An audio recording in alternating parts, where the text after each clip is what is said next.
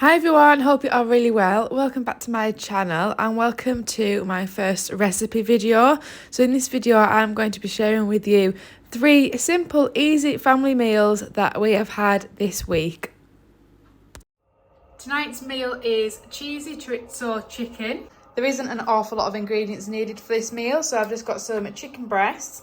It's only going to be for me and Lenny tonight, so we're just going to use 2 and then I'm going to freeze the other 2.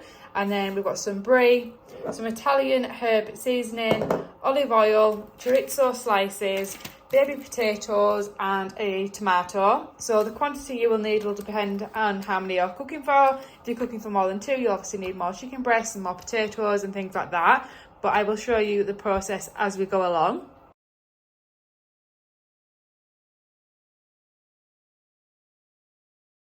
I have just cut the baby potatoes in half. Some of the bigger ones I've cut in half again, but that is about the size you want. And then I'm just going to drizzle them with a little bit of olive oil, and then I'm going to give them a sprinkle of Italian seasoning as well. I have got my oven preset to 200 degrees, so these are going to go into the oven for about 30 minutes or so before we pop on the chickens.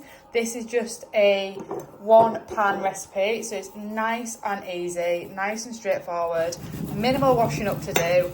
So they are all coated in there and they're going to go in the oven for 30 minutes or so till they're just nice and crispy, and then we'll put the chickens on top. While the potatoes are in the oven cooking, I'm just going to prepare the chicken. So I'm just going to pop a few slices in the chicken breast. I don't want them to go too deep. I don't want to cut it all the way through, but I want them deep enough to sit the tomato and cheese in. So I'm just going to do quite a few slits in them.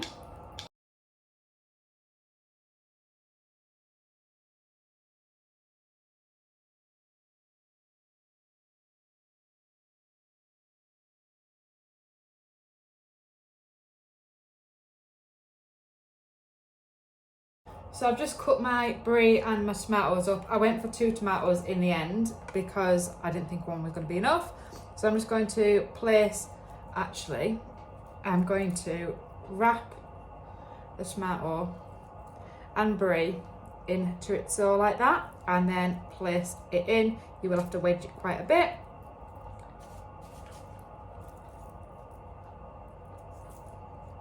Use some thinner slices in the smaller pieces. And then just repeat this all the way through the chicken.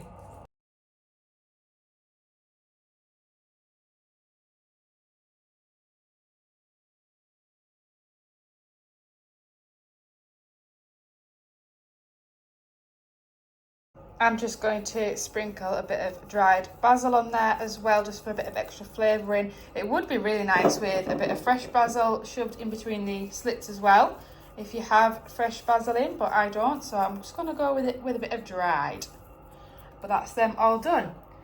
They look really nice. So when the potatoes are ready, I'm going to sit the chicken breast on top of the potatoes. The potatoes have had about 30 minutes on 200 degrees, and now I've just popped the chicken on top of the potatoes, and I'm going to put that in the oven again for about 20-25 minutes or so. I'll tell you the exact timing once I bring it back out, but so far it is looking delicious. It has had about 25 minutes in total in the oven on 200 degrees, and the cheese is all melted. It looks absolutely delicious. So now all the potatoes are in a nice cheesy sauce. Really looking forward to having this one for my tea tonight. Today we're having bacon and spinach gnocchi for tea. The ingredients you will need: we've got some gnocchi, which is a 500 gram bag. Got some double cream, and I'm probably going to use about 150 millilitres of this. Got some bacon, which I will probably use about 5 rations of. Some chicken stock, and I will mix that with about 150 millilitres of boiling water. 3 garlic cloves, which you could use less if you want, if you don't like it as garlicky as we do.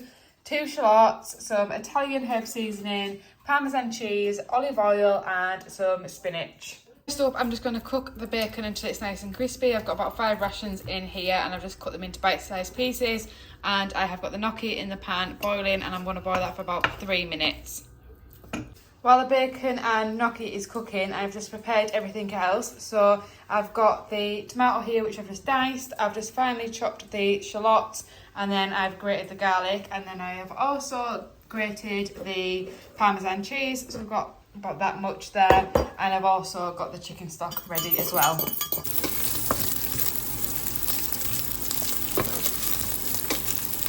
Now that the bacon is nice and crispy, I've just set it aside, and I have added a bit more olive oil to the pan, and now I'm just cooking the garlic and the onion in here. I'm getting all them crispy bits off the bottom from the bacon. Now I'm going to add the gnocchi to the pan as well, and I'm going to fry that for about 5 minutes and keep turning it so it's nice and golden all around. The gnocchi has had about 5 minutes now and it's all golden all around, so I'm just going to add in the diced tomatoes to the pan, and I'm going to cook that for another minute or so before adding the chicken stock and cream. I almost forgot to add the Italian herbs, so I'm just going to put 1 teaspoon of Italian herbs in as well. And then I'm going to add the chicken stock to the dish, the double cream and the Parmesan cheese. Just going to mix them up in there. The chicken stock is going in. Double cream, I'm going to use approximately 150 millilitres of this. Then I'm going to put in a majority of the Parmesan cheese. I am going to save a little bit to top when the dish is finished. Then I'm going to mix all that in together just on a low heat, and I'm going to keep stirring it so it gets nice and smooth.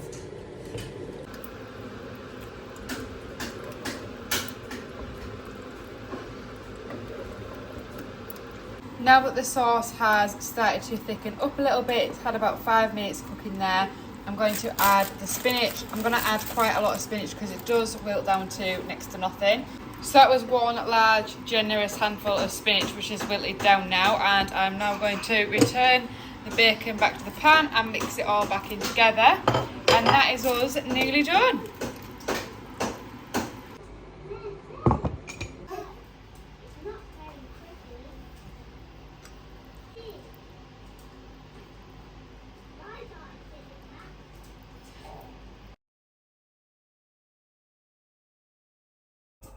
Tonight for tea we are supposed to be having the mushroom and spinach orzo, but it's very similar to last night's dish, so I'm actually going to swap it for Fridays. We're going to have the Spanish pork chops and rice.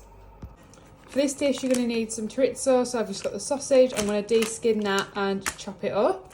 Need some pork chops. It's a good job I've swapped the meals around because this goes out with date today. Need some chopped tomatoes, bell pepper, onion. I've got 3 garlic cloves here. You could use less if you don't like it as garlicky as us. Chicken stock, which I will put with about 150 millilitres of boiling water, some paprika and a bay leaf as well. So I've just removed the chorizo from its skin and I've roughly chopped it up, and I'm now going to add it to the pan with some hot oil. I'm just going to cook that until it's nice and crispy.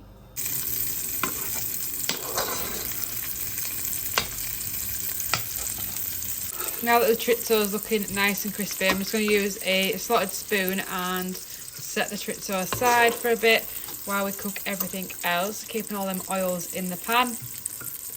Now we're going to add the pork chops to the pan. I'm going to have to do 3 at a time here because they're quite big chops and my pan isn't big enough. So I'm going to do 3 at a time and cook them probably until they're pretty much done. Give them a turn halfway through as well.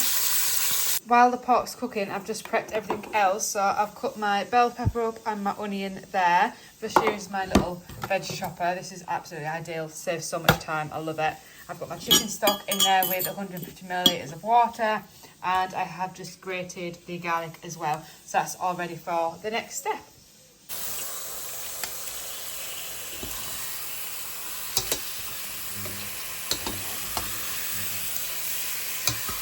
Now that the pork's all cooked, I've just removed it from the pan and covered it with some foil. I'm going to add a bit more oil, not a lot, to the pan, and cook the onions and peppers until they're nice and soft, so about 3-4 minutes or so. Now that the onion and pepper is nice and soft, I'm going to add the garlic to the pan the paprika, which is 1 tablespoon. That's an absolute lie, sorry, it's 1 teaspoon of paprika. And I'm also going to add in the chicken stock, which is 150 millilitres. I'm just going to cook that together. I'm now just going to add the chopped tomatoes, which is a 400 gram tin. And I am also going to add 1 bay leaf as well and mix that all together, and I'm going to leave that to cook for about 5 or 10 minutes.